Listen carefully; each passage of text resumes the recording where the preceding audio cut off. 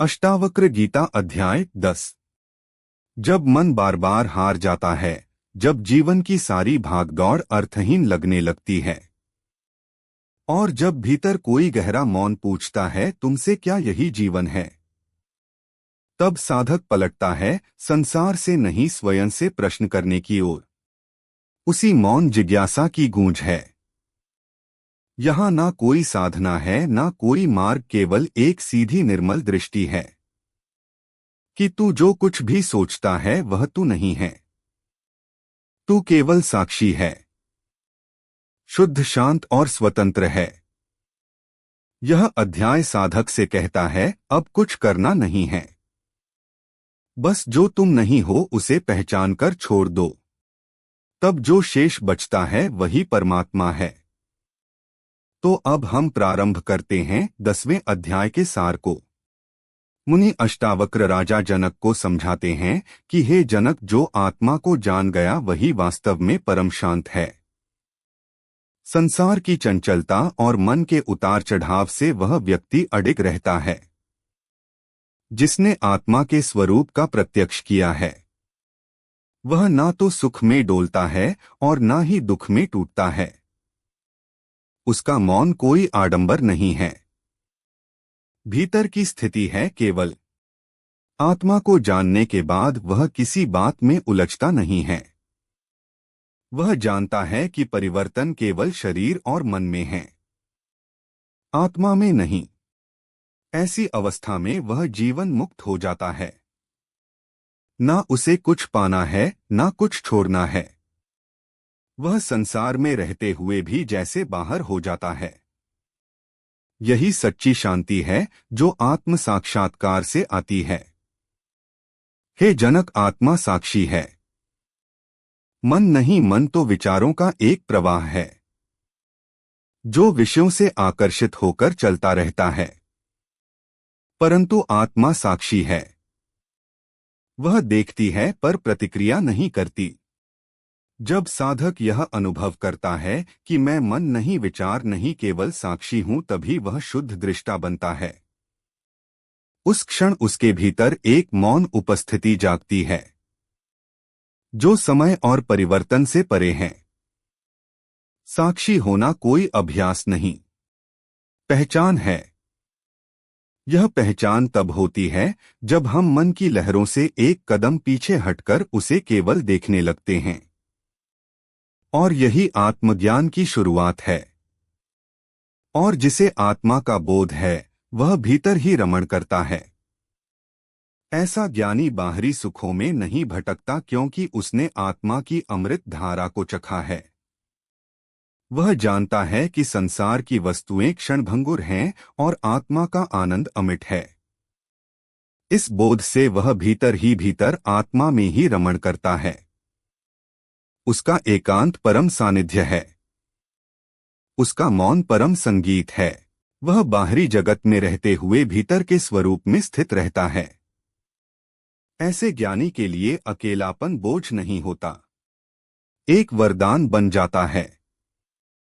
जब सब कुछ व्यर्थ लगे तब आत्मा का अनुभव संभव होता है। संसार में जो कुछ भी हमें आकर्षित करता है जनक, वह अंततः हमें थका ही देता है। जब यह थकान चरम पर पहुंचती है तब साधक की दृष्टि भीतर मुड़ती है। तब वह अनुभव करता है कि बाहर कुछ भी स्थायी नहीं है। यही विवेक आत्मबोध का द्वार खोलता है। संसार का त्याग बाहर से नहीं, भीतर से होता है। जब भीतर से आसक्ति गिर जाती है तब आत्मा प्रकट होती है। इसीलिए कहा गया है, जब सब कुछ व्यर्थ लगने लगे तब जो शेष रह जाता है वही आत्मा है। अष्टावक्र आगे समझाते हैं कि जनक, आत्मा को जानने वाला अपने आप में ही स्थित रहता है। आत्मा को जानने के बाद व्यक्ति किसी बात पर निर्भर नहीं रहता। उसका मन संदेह और द्वंद्व से रहित हो जाता है। उसे कोई खोज नहीं करनी होती, कोई उद्देश्य अधूरा नहीं लगता उसे। ऐसा व्यक्ति भीतर के आनंद में ही पूर्ण तृप्त रहता है। वह बाहरी परिवर्तन को देखकर विचलित नहीं होता। उसका अस्तित्व ही उसकी शरण बन जाता है। वह न किसी गुरु के सहारे में होता है, न किसी पथ प्रदर्शक की प्रतीक्षा में। वह स्वयं में ही दीप्त, स्वयं में ही स्थित होता है। जनक आत्मा अजन्मा, अविनाशी और निर्विकार है। यह अध्याय बार बार इस सत्य की पुष्टि करता है कि आत्मा ना उत्पन्न होती है और ना ही नष्ट होती है। वह शरीर के साथ जुड़ी नहीं है, ना ही मन से जुड़ी है। वह ना तो किसी के आने से बढ़ती है, ना किसी के जाने से घटती है। आत्मा ना शुद्ध होती है, ना अशुद्ध है। वह सदा पूर्ण, सदा शांत, सदा एक रस है। यह जानना किसी बौद्धिक तर्क से नहीं, बल्कि ध्यान और गहरी दृष्टि से होता है।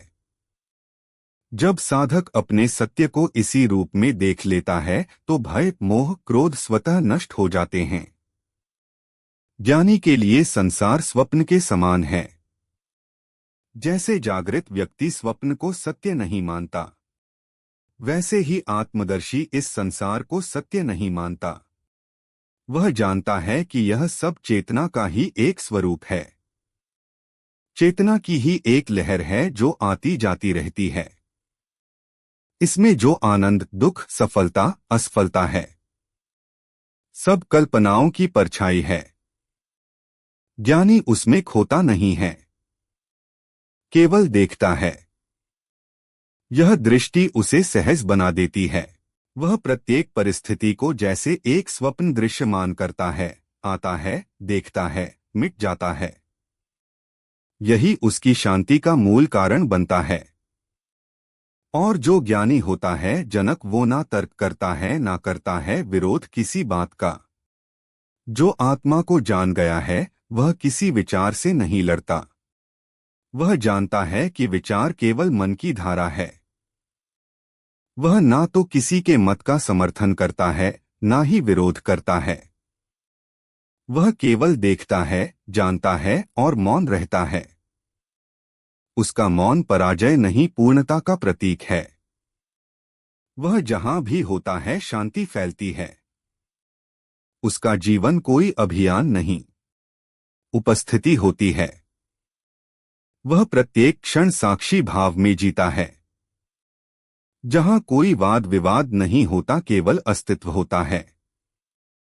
और सबसे महत्वपूर्ण बात यह है जनक की जो आत्मा को जान गया उसे कुछ जानना शेष नहीं रहता।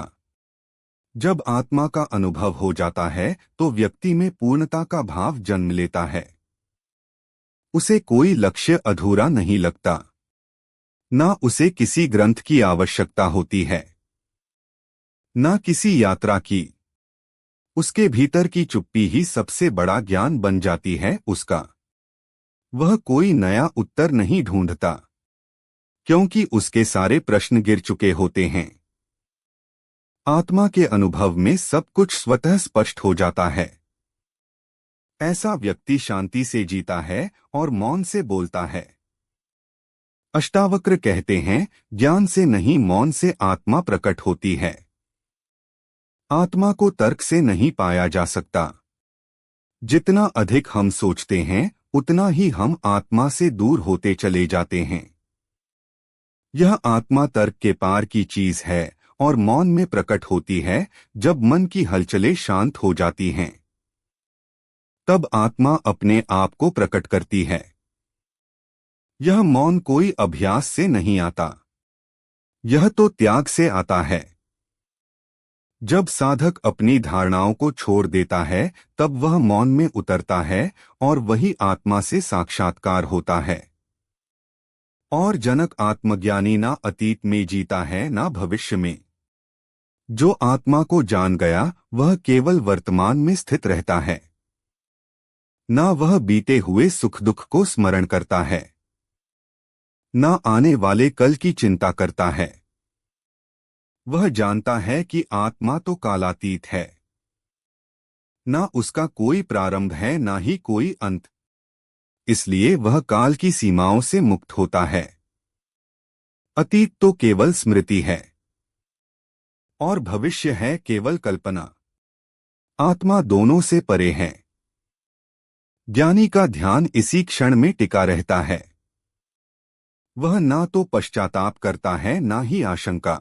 यही उसकी आंतरिक स्थिरता का रहस्य है। और जनक आत्मा के अनुभव से इच्छा स्वतः गिर जाती है। जब व्यक्ति आत्मा को जान लेता है तो उसकी इच्छाओं की जड़ें सूख जाती हैं। अब उसे कुछ पाना शेष नहीं रहता। इच्छा का जन्म अधूरेपन से होता है। आत्मा की पहचान उस अधूरेपन को ही मिटा देती है। आत्मदर्शी ना किसी वस्तु को चाहता है ना चाहता है किसी अवस्था को। वह जो कुछ भी करता है वह सहज रूप से होता है, ना लालच से ना भय से। उसकी जीवन धारा प्राकृत रूप से बहती है। यही इच्छा रहितता उसकी स्वतंत्रता बनती है। और ज्ञानी ना दोष देखता है ना ही देखता है गुण। संसार को देखने का उसका दृष्टिकोण बदल जाता है। वह जानता है कि जो कुछ भी देखा जा रहा है वह परिवर्तनशील है और जो देख रहा है वही है शाश्वत। इसलिए वह न किसी में दोष खोजता है न प्रशंसा करता है। यह उदासीनता नहीं एक उच्च दृष्टि है। वह भीतर से इतना पूर्ण होता है कि उसे बाहर कुछ विशेष नहीं दिखता। वह संसार को स्वप्न की भांति देखता है, आभासी मगर आकर्षक है। इस दृष्टि से ही असली समत्व आता है उसके भीतर। और आत्मज्ञानी की प्रसन्नता किसी कारण से नहीं जुड़ी होती। साधारण व्यक्ति प्रसन्नता को वस्तुओं, संबंधों या परिस्थितियों से जोड़ता है, परंतु आत्मज्ञानी के लिए आनंद उसका स्वभाव बन जाता है। वह न किसी घटना के होने से प्रसन्न होता है, न किसी घटना के ना होने से दुखी होता है। उसकी प्रसन्नता भीतर से होती है, जैसे चंद्रमा अपनी शीतलता से है। यही कारण है कि वह स्थिर रहता है। चाहे परिस्थिति कैसी भी हो उसका सुख कोई प्रतिक्रिया नहीं होता, केवल सच्ची अनुभूति होता है। और जनक जो आत्मा को जान गया वह स्वयं को किसी से अलग नहीं मानता। जब अहंकार मिट जाता है तब मैं और तू की भिन्नता समाप्त हो जाती है। आत्मा सब में एक ही रूप में व्याप्त है। यह जान लेने पर भेद मिट जाते हैं। आत्मज्ञानी को सभी प्राणी अपने ही स्वरूप के विस्तार लगते हैं। इसलिए वह ना किसी से ईर्ष्या करता है और ना ही घृणा। वह किसी के सम्मान या अपमान से प्रभावित नहीं होता। उसकी दृष्टि में समता होती है। यही सच्ची करुणा और प्रेम है जो आत्मा की पहचान से जन्म लेती है। और ज्ञानी के लिए जन्म और मृत्यु का कोई अर्थ नहीं होता। वह जानता है कि आत्मा इन दोनों से परे है। शरीर बदलता है, मन बदलता है, लेकिन वह मैं जो सब देख रहा है वो ना जन्म लेता है ना मरता है। यह अनुभव उसे प्रत्येक क्षण मृत्यु के भय से मुक्त करता है। वह जानता है कि जो मरता है वह है ही नहीं, और जो वह है वह कभी मर नहीं सकता। यह बोध ही उसे अमरता की अनुभूति देता है। जीवित रहते हुए ही वह जीवन मुक्त हो जाता है। मृत्यु अब उसके लिए कोई खतरा नहीं, केवल देह परिवर्तन है। और ज्ञानी को किसी मार्ग, किसी साधना, किसी साधन या गुरु की आवश्यकता नहीं रह जाती। आत्मा को जानने के बाद व्यक्ति किसी बाहरी सहारे पर टिका नहीं रहता। वह स्वयं ही दीपक बन जाता है। जब अंतःकरण में सच्ची जागृति होती है तब सभी उपाय तिरोहित हो जाते हैं। तब ध्यान भी सहज होता है और साधना भी प्रयासहीन होती है। अब उसे किसी पर विश्वास नहीं करना पड़ता क्योंकि वह स्वयं का अनुभव बन चुका है। यही आत्मनिर्भरता आत्मज्ञान की पूर्ण अवस्था है। आत्मज्ञानी का मौन उसके अनुभव का प्रमाण होता है। आत्मज्ञानी जरूरत पड़ने पर ही बोलता है। क्योंकि शब्द उसके भीतर की गहराई को व्यक्त नहीं कर सकते। उसका मौन संकोच नहीं है, परम साक्षात्कार है। उसके मौन में अधिक अर्थ छिपे होते हैं। किसी प्रवचन में इतने अर्थ नहीं होते जो ज्ञानी के मौन में समाहित होते हैं। जब कोई आत्मा को जान जाता है तो वह अनावश्यक बातों में ऊर्जा नहीं लगाता। वह भीतर के शून्य में टिक जाता है। यह मौन ही उसका गुरु है, साधना है और वाणी है। इस मौन से ही सच्चा संवाद होता है और आत्मा रूपातीत है। उसे देखा नहीं जा सकता, केवल जाना जा सकता है। हमारी दृष्टि जो कुछ भी देखती है वह सब रूपवान है, परंतु आत्मा उन सब के पार है। वह दृश्य नहीं, साक्षी है। उसे हम आंखों से नहीं देख सकते, केवल अनुभव कर सकते हैं। जब मन शांत होता है और दृष्टि भीतर जाती है, तब वह रूप रहित सत्ता प्रकट होती है। वह ना छोटा है, ना बड़ा, ना बाहर है, ना भीतर। वह सब में व्याप्त है, फिर भी स्पर्शातीत है। यह जानना ही आत्मबोध होता है।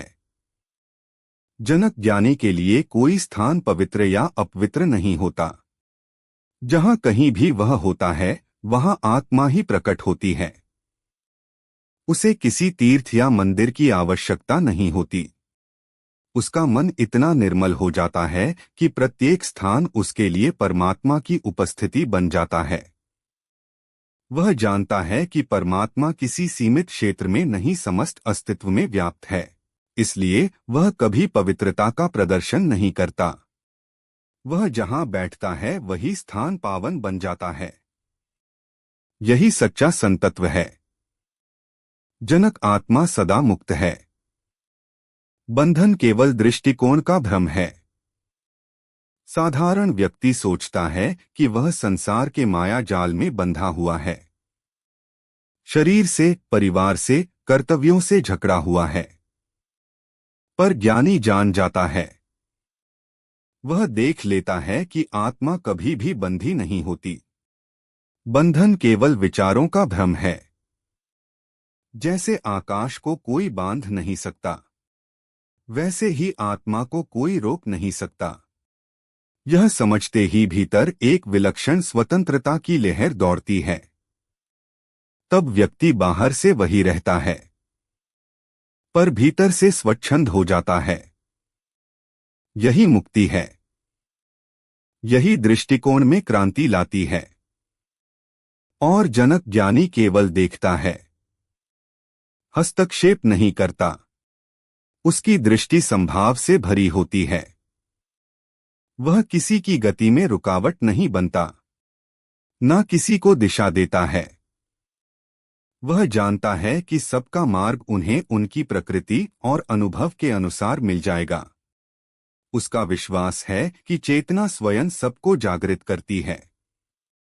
इसलिए वह ज्ञान नहीं देता किसी को, और देता भी है तो उसमें जल्दबाजी नहीं करता। उसका मौन और उपस्थिति ही सबका मार्गदर्शन करती है, और यही उसकी विनम्रता है। ज्ञानी संसार से भागता नहीं, पर उसमें खो भी नहीं जाता है। वह संसार में रहते हुए भी उसमें रमता नहीं। उसका मन संसार के आकर्षणों से लिप्त नहीं होता। वह अपने कार्य करता है किंतु लिप्त नहीं होता। यही कर्म में अकर्म की अवस्था है। जनक वह किसी वस्तु को अपना नहीं मानता और किसी से अलग भी नहीं मानता। उसका जीवन सहज भाव बन जाता है, ना विरोध, ना आसक्ति, और यही तो योग की परिपक्वता है। और जनक आत्मा ना तर्क का विषय है, ना अनुभूति का खेल है। आत्मा कोई सिद्धांत नहीं है, बल्कि अस्तित्व का मूल है। उसे कोई तर्क सिद्ध नहीं कर सकता, और केवल भावनात्मक कल्पना से भी उसका बोध नहीं होता। जब तर्क गिरते हैं और मन शांत होता है तब वह प्रकट होता है। यह अवस्था साधना से नहीं आती बल्कि पूर्ण समर्पण और त्याग से आती है। जब व्यक्ति खुद से बाहर आता है तब आत्मा भीतर से प्रकट होती है। यही सच्ची आध्यात्मिकता है और ज्ञानी का जीवन एक उत्सव होता है। जनक मौन का आत्मा का सरलता का उसके लिए प्रत्येक क्षण परमात्मा का उपहार होता है।